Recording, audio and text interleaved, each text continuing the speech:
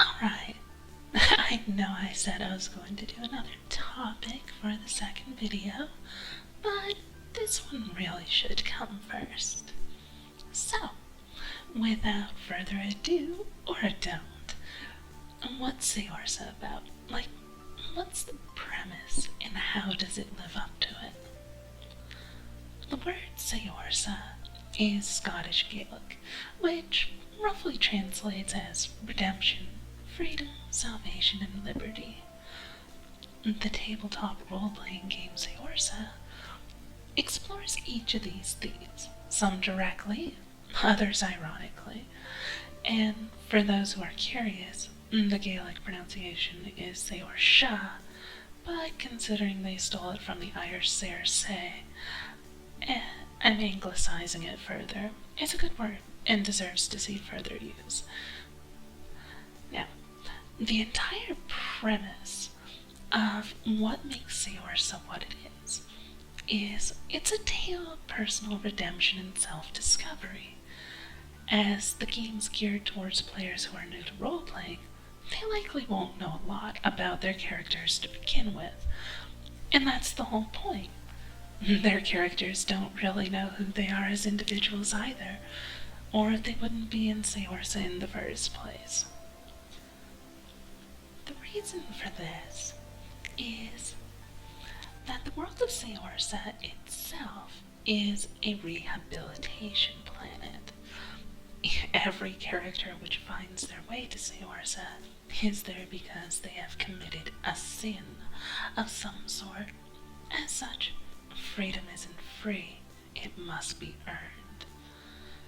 The sins themselves are not sins in the traditional sense. Even noble sacrifices may be deemed a sin, as there are so many different cultures and belief systems which converge upon Saorsa. The standard each character is held to is their own. Their personal values and morals are what they have failed. So, let's say we have a sentinel archetype. In her mind, her life's goal is to protect others. She signs up to the army, becomes greatly respected, and is eventually trusted with guarding the crippled prince as a personal bodyguard. And then she learns he's an absolute monster who seeks to lay ruin to her country. So she kills him. To her, this was the right thing to do. And that might actually be the case. But her sin was not killing the prince. Her sin was betraying her own greatest value of protecting those who can't protect themselves. And in so doing, she discovered that she had been lying to herself. There was something she valued more than guarding the prince, despite that it had been her life's goal. The reason behind all of this is that players, especially those new to role-playing in general, tend to have difficulties with creating unique characters. Their backstories provide little in the way of useful plot hooks. Their personal story arcs are lacking. They just don't know where to begin or what to do. Even players who have played for years, but who have stuck to the murder hobo dungeon crawl type of game, may find they really just aren't sure how to play a roleplay heavy game. And as fun as being a murder hobo is, it really doesn't prepare you for heavy roleplay. So, these individuals may need a bit of a nudge in the right direction as well. As such, Saorsa goes out of its way to help ensure that each character has a clearly defined personality, a motivation behind why they act the way they do, a plot hook and personal story arc to be followed, as well as rewards along the way, which are tuned to encourage players to focus upon exploring who their character really is. The beauty of this design is that the premise is so remarkably wide open, and a character's sin is so vaguely defined that it doesn't interfere with players being able to play any character design they can think of. It simply provides an ideal framework for a character concept to be built around and the tools with which to get started in, well, playing their role. There's more to it than just that, however. Character design for Saorsa uses a few different mechanics to help create in-depth characters quickly and easily, even with limited understanding of psychology, writing, character design, or role-playing in general. For example, a life path system has been added, which details out a character's previous history that led them to where they are.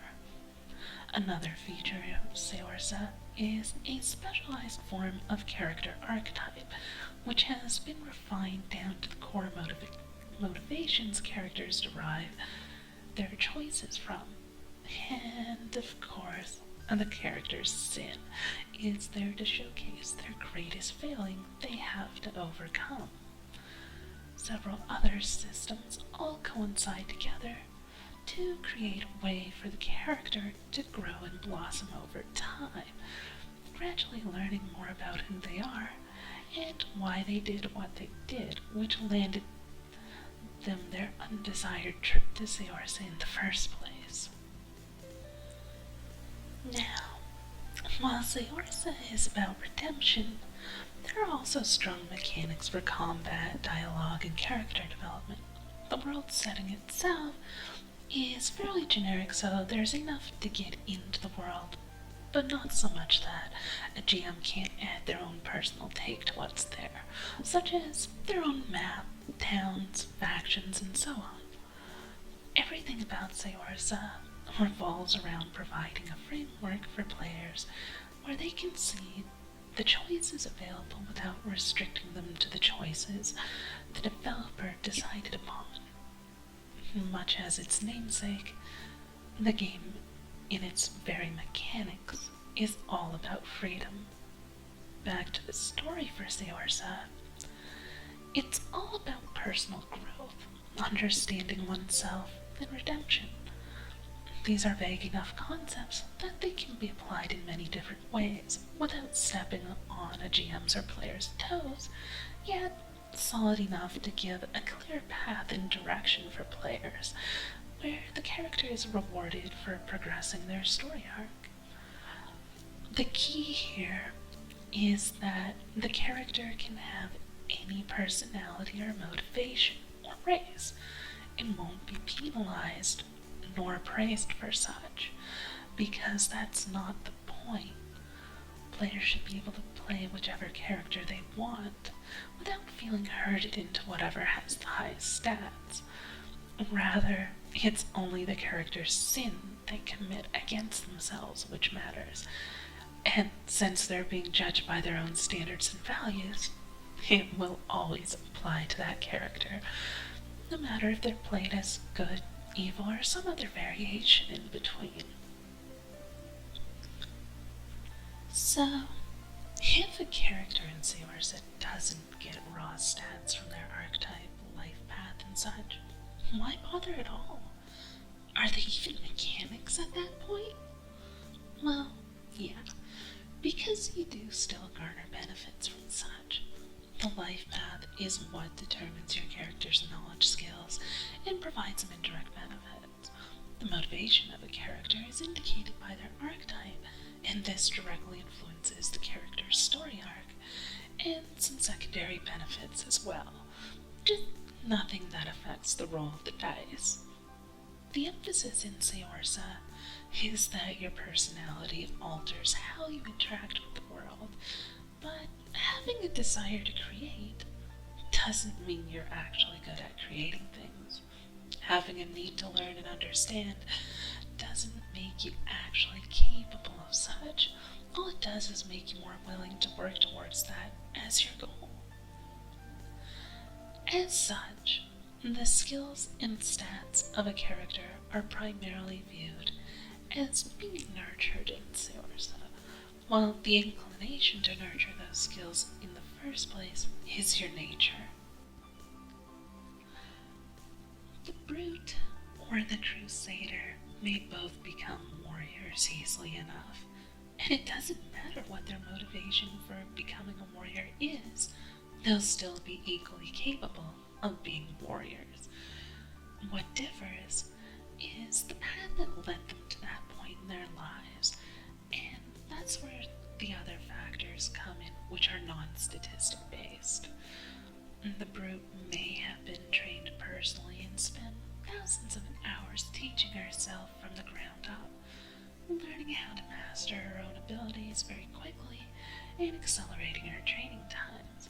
In contrast, the crusader may have been taught how to be a warrior by following the teachings of another, and in so doing gains a close affiliation with his fellow man in arms. So, why does this matter on a mechanical level? Saorsa is designed to ensure that players pick the storyline they want to explore, and that means making the personality they want to see traverse their path to redemption, and then creating the tools that character has at their disposal to survive that journey, rather than making the tools first and creating a warm body to hold them. It's a subtle yet important difference, and one that really needs to be stressed throughout the entirety of a game's design if it's going to be utilized.